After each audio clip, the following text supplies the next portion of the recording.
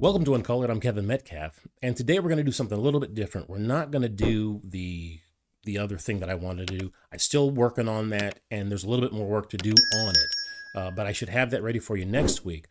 But I thought I would sort of clear out the backlog that I have, and we're going to do an Uncolored Sports segment on Deion Sanders again. Now, I'm not going to be doing these things on Deion Sanders. Hopefully this will be the last one that I ever do. As a matter of fact, I thought the last one that I did would be the last one that I ever do because, again, I'm not on Deion's case. Loved him as a player. Loved him as a media guy. I think his problems as a coach have as much to do with this just being his first time at this level of coaching than any of the other things that are going on. So I'm not here to hammer him, but I got some bad news. It seems to me that Deion Sanders will never be an elite head coach. And it has nothing to do with how I feel about him. Zero. As a matter of fact, after you hear my reasons, you're going to go, you know what, Kev? You're exactly right. I don't think there's a chance for him. And I'm going to give you my top 3 reasons why I think Deion Sanders will never be an elite head coach.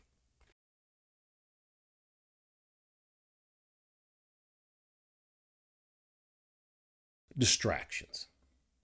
I think Deion Sanders, part because of who he is and part because of what he does, has a lot of distractions to being a successful head coach that a lot of head coaches in the college ranks don't have to deal with. Obviously, his celebrity brings a lot of that, but I think a lot of times his mouth does. The whole talking about I'm the first black coach that scared white people or whatever the hell he's thinking that way. I mean, he's the Colorado's supposed to be the team for colored people, all that nonsense. Listen, he's a football coach. That's all that's going on. All the celebrities, bringing the rappers on as inspiration, the Instagram models. There just seems to be a bit of a celebrity circus around Deion Sanders that I think does not lend to being able to focus on just football. And I think that's a problem. He brings it on. I think he likes it. I think he handles it well for the most part. But again, I don't know that everybody is Deion. And I don't know that everybody can deal with it or handle it the way he does. And I have to think. I think that is probably a distraction for a lot of the players and a lot of the coaches in that particular environment. And so I don't think that necessarily works for him. And I think it actually works against him. But again, I think that's probably experience more than anything. So that's the first reason, the distractions.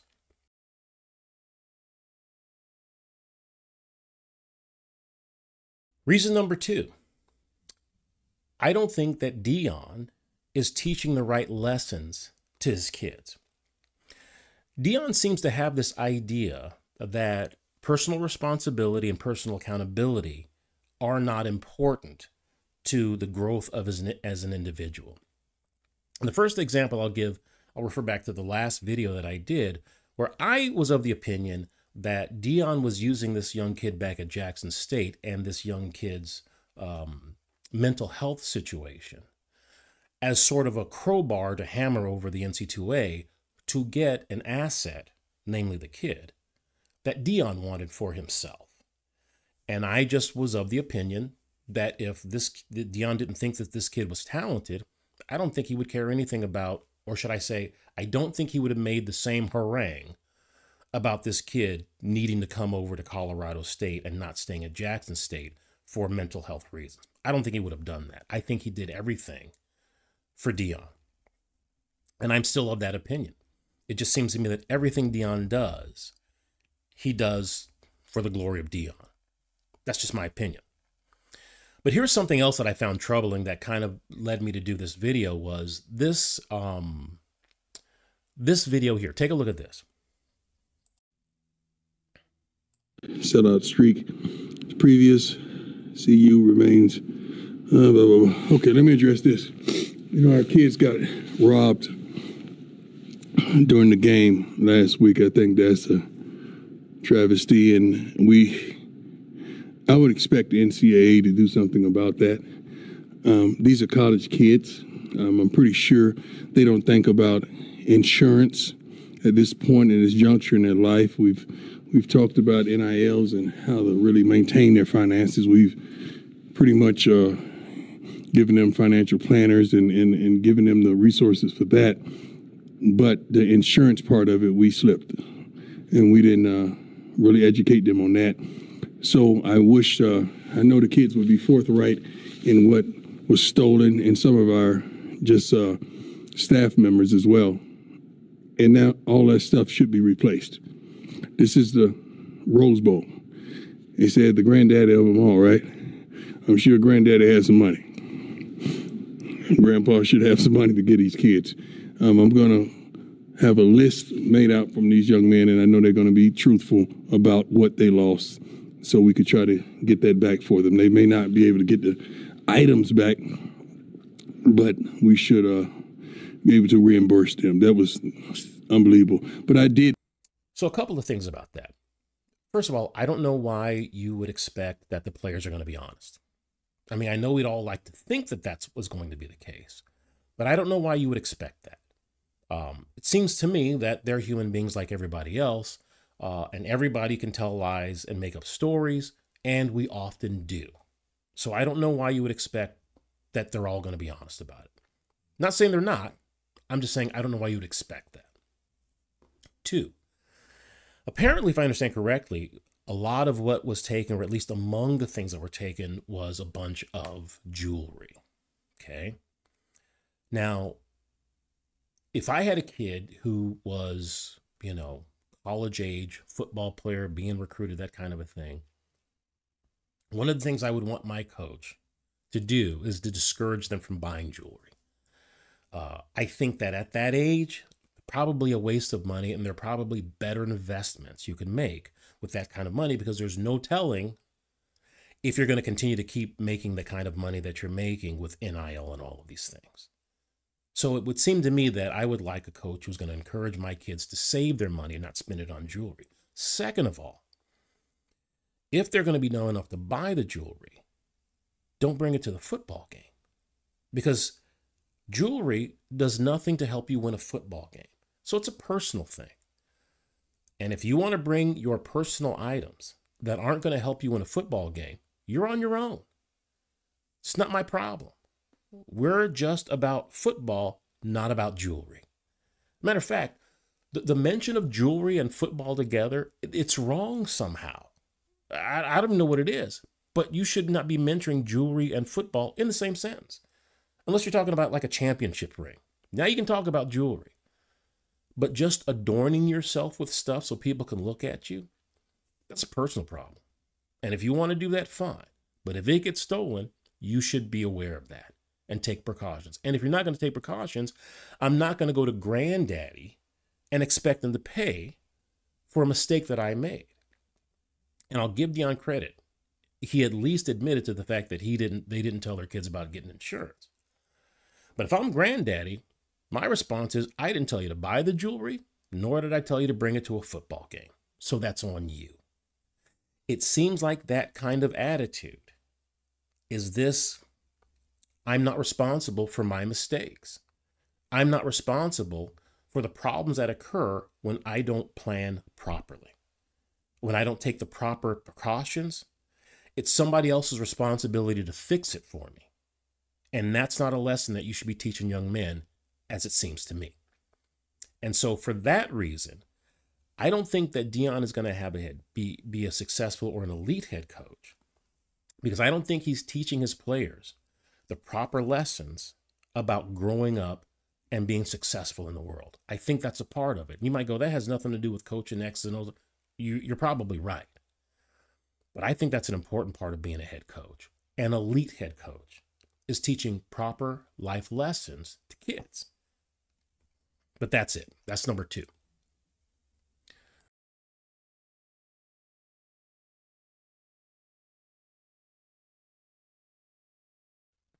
Number 3.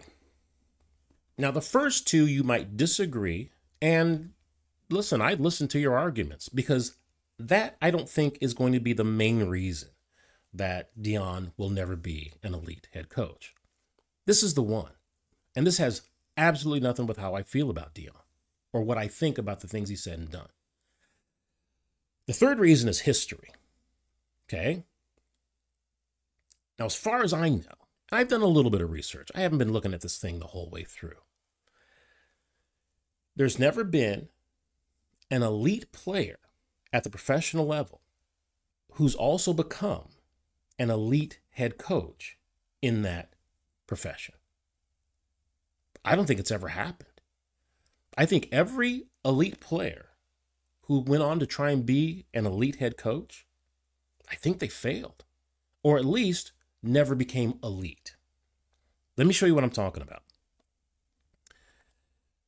Bill Russell, he won, I think, 8 titles with the Celtics back in the 60s and 70s, or maybe it was just the 60s, I don't know. One of the best centers of all time. Coaching career, stunk. Mike Ditka, one of the greatest tight ends of all time. Coaching career, stunk. Art Shell, one of the best offensive linemen in the history of the game of football. Coaching career, I don't know if I would say it stunk, but certainly not elite. Larry Bird, he was okay with Indiana. I think he coached 3, 4, 5 years, something like that. He was an okay coach, not elite. Isaiah Thomas, New York Knicks, stunk. Terrible. Kevin McHale, middling at best. I think he was with the Houston Rockets for a little bit and maybe another team. Again, not terrible, but not even close to elite. And finally, Wayne Gretzky was apparently, if I understand correctly, because I'm not a hockey guy, but he's best of all time. Not too good as a coach. And so you can see, for whatever reason, and I think I know why, and I'll explain it after this, the best players, the most elite players, were not very good at being coaches. Some did okay. Most of them just stunk at it. And there's a reason why, and I'll get to it. But let's look at the other side. Pat Riley, amazing head coach, one of the greatest of all time. He played in the 70s, I believe, with the Lakers. Again, not a terrible player, but he was okay, but not elite by any standard. Greg Popovich, I don't even know if he even played basketball. Maybe he played in college for a couple of years, but he spent his whole life as just being a coach. Chuck Daly, if I remember, and I hated Chuck Daly. I hated those Piston players. I was always a Bulls fan. Chuck Daly bugged the heck out of me, but boy, was he a fantastic coach. And I don't mean personally, just as a fan, I didn't like him. He seemed to be a great guy. But I think that this guy got out of the Army in like 1955 and just went straight into coaching. I don't know if he had a high school, basketball career. Just been coaching his whole life. Eric Spoelstra, I think in the early 90s, he dipped his toe in the NBA for a couple of years.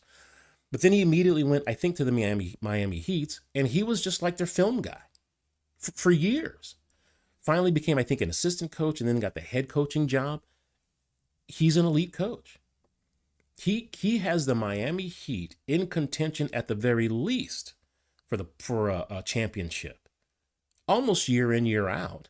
And it doesn't matter who he has on the team, it seems. Now, he also has Pat Riley back him up, who's the best GM, one of the best GMs ever. But the point is, Pat Riley, Eric Spoelstra, no big hits in the NBA. Phil Jackson, he was with the Knicks in the early 70s or the mid 70s, and also played with the Nets, I think, for a couple of years. But again, just another player, not elite at the game of basketball. Steve Kerr, I know you think, well, he won all those championships with the Bulls. Listen, Jim Paxson was Steve Kerr before Steve Kerr was Steve Kerr. When you've got Michael Jordan on the team drawing everybody's attention, all you need is anybody who can hit a three out there. And that's what Jim Paxson did for a couple of years. Then they got Steve Kerr, did the same thing. He's a good player. Not elite. Not by any stretch of the imagination. Mike Tomlin. He played for like a couple of years. Here, let me read to you what it says about Mike Tomlin. Graduated in 1990 from Denby High School in Newport News, Virginia. Graduated from the College of William and Mary with a sociology degree in 1995. Becoming a member of Kappa Alpha Psi fraternity. As a wide receiver, Tomlin was second team All Yankee Conference section in 1994, and I don't even know what league that is. Apparently never even been in the NFL.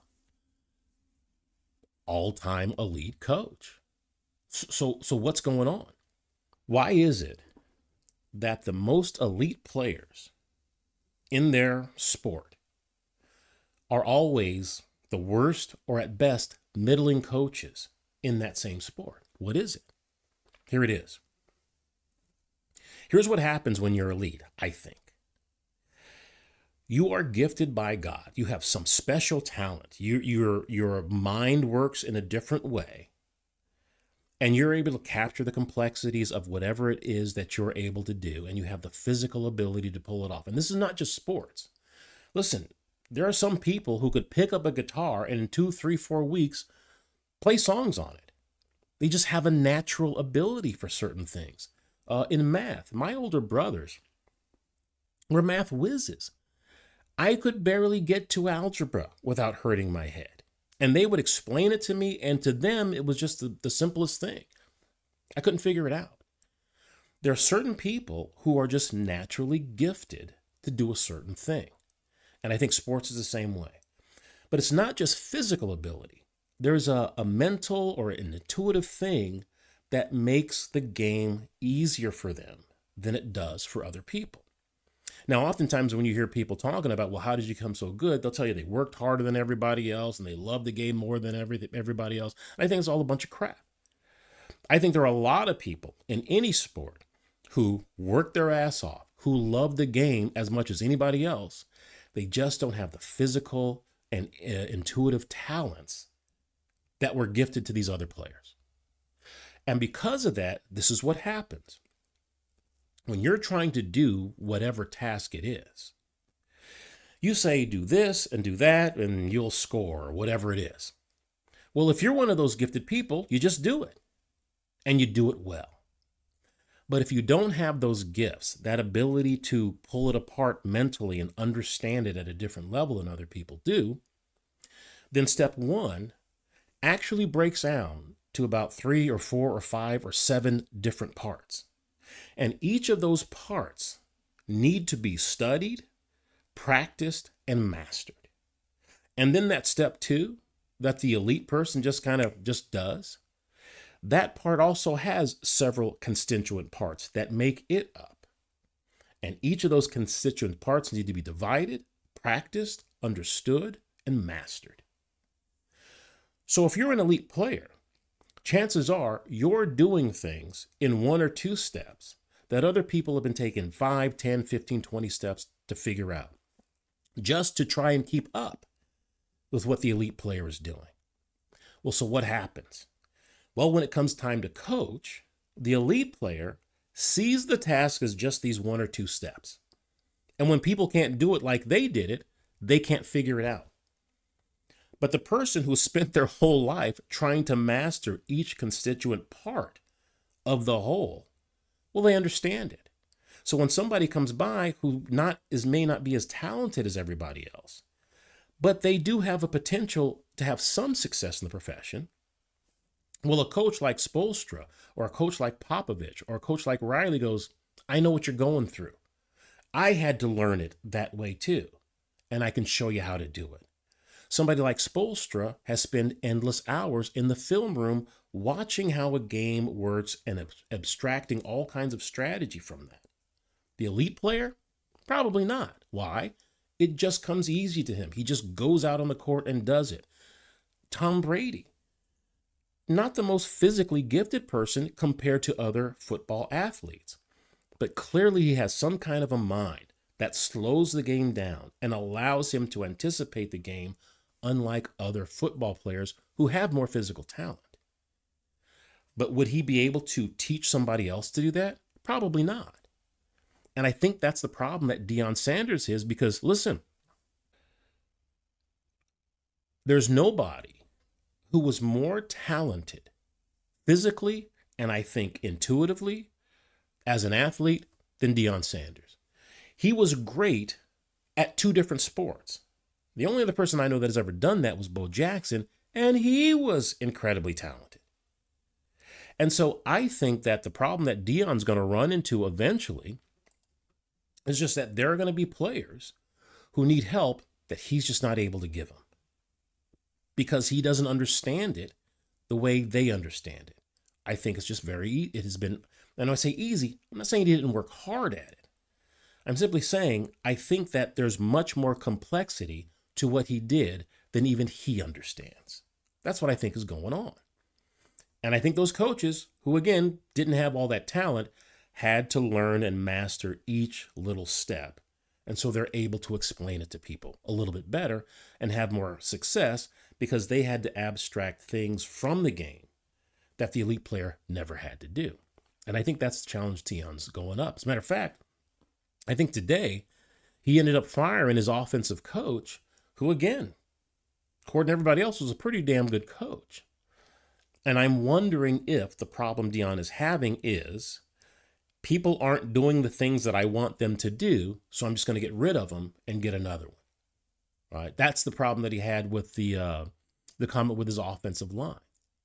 You know, he just says, hey, we're going to get another offensive. We're just going to get more offensive people, or we're going to get rid of the offensive line, get some more people in there. And I don't even think he meant that in a negative way. I know he got a lot of heat for that. I just think that was kind of one of those momentary things that, listen, they're not doing the things that I do or the way I did it. And I think that's frustrating to a guy for whom the game always just seemed to come to him.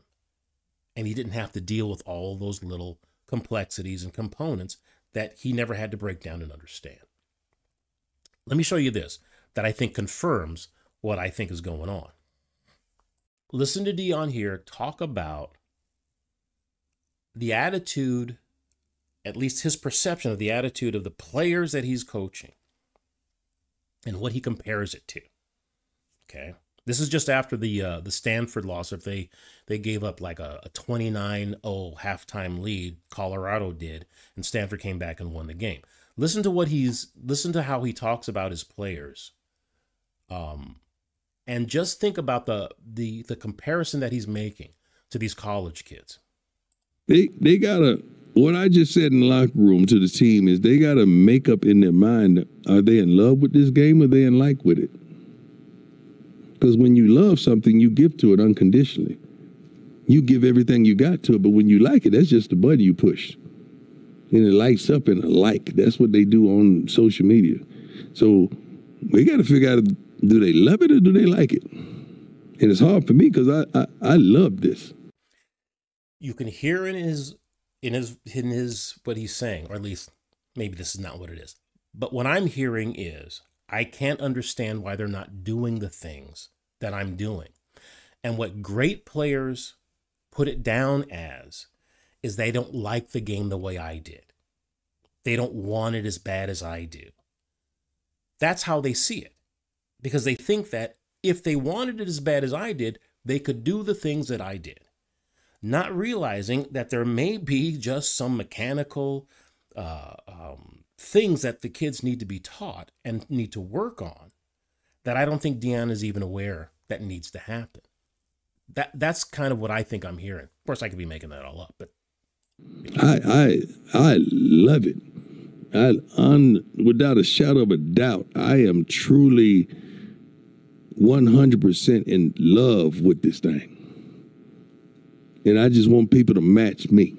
Just match my passion, match my heart, match my love, match my consistency, just match my mannerisms, just match every darn thing I give to this game. Me, I, me, I. Rarely will you hear a coach refer to themselves so much as the pinnacle of achievement. But again, that's what elite players think. I was the pinnacle. Why isn't everybody doing what I'm doing? And so when they don't see people doing what they're doing, they think, oh, you just don't like it like I did. You don't love the game like I did. And while that may be the case for certain players, that's not the case for everybody.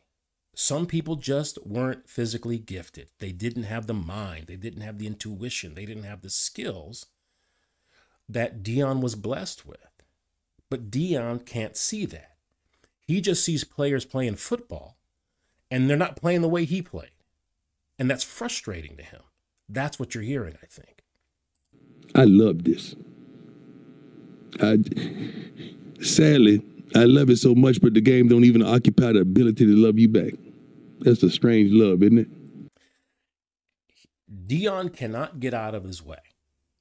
That's what I think the problem is going to be. And not just Deion. I think every super elite player can't get out of their own way. They saw what they did. It came almost, I don't say easy, meaning that they didn't have to work at it, but I'm just saying they just went on the court and made everybody else look silly. When Deion got on the field, you couldn't throw to that side of the field. He's one of the first, if not the first, shutdown corner in the game. He was crazy if you saw him play. He was off the charts good.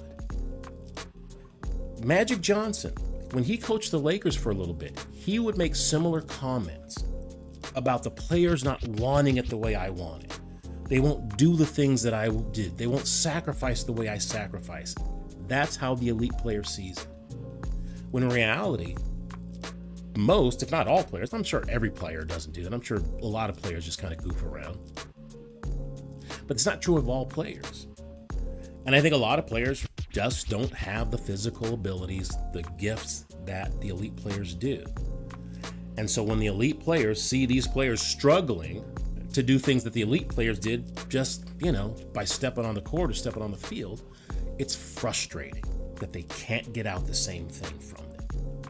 Whereas you get the Spoelstras, you get the Tomlins, you get those kinds of coaches, the Rileys and the Phil Jack.